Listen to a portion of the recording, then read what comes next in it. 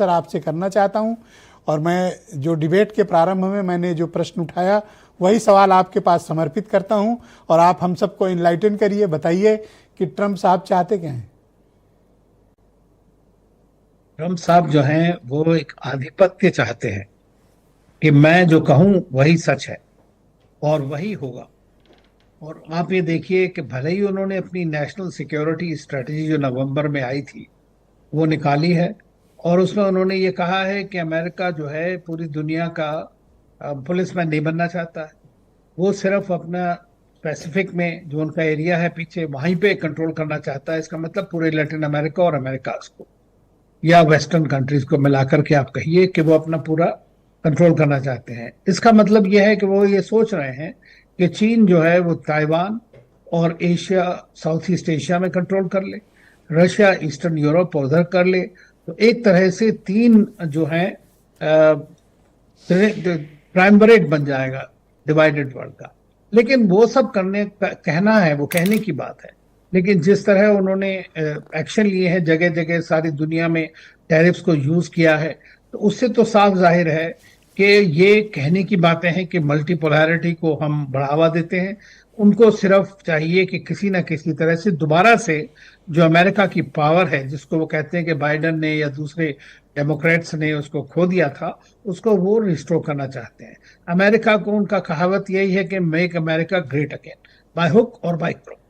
तो वो मेनली उसके चलते, या अमेरिका फर्स्ट भी बोलते हैं उस स्ट्रैटेजी को, उसको वो किसी भी तरह से, एक तरह से मैं समझता हूं कि उन्होंने पूरी जो जिस तरह से एक व्यवस्था थी दुनिया को, जो अमेरिका ने खुद बनाई या वेस्टर्न कंट्रीज ने की पोस्ट वर्ल्ड वॉर के बाद में, उसको उन्होंने खुद ध्वस्त कर दिया।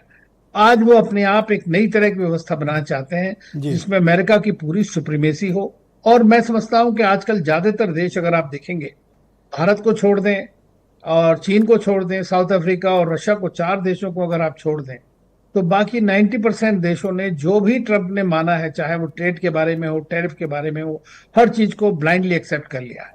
और उसका नतीजा उन्हें सर, खुद भी भारत के भुगत रहे हैं। सामने क्या विकल्प है जब हमारे सामने वो लगातार इतनी दुश्वारियां उत्पन्न कर रहे हैं और अब ईरान के साथ व्यापार करने पर भी प्रतिबंध लगा रहे हैं? तो क्या अमेरिका तय करेगा कि कौन सा देश किसके साथ किस तरह का रिश्ता रखे या किसके साथ धंधा करे और किसके साथ ना करे?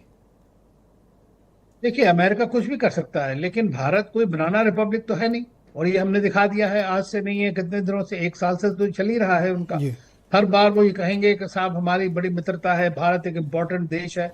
लेकिन वो आपके ऊपर ये भी रीजन ये है कि देखिए, अभी हमारे पास में अमेरिका से जो हम डील कर रहे हैं वो बिल्कुल सही तरह से कर रहे हैं। आप 50% टैरिफ लगाया, लेकिन 50% से ज्यादा जो आपकी चीजें हैं एक्सपोर्ट होती हैं अमेरिका को, वो उस टैरिफ के परव्यू से बाहर है।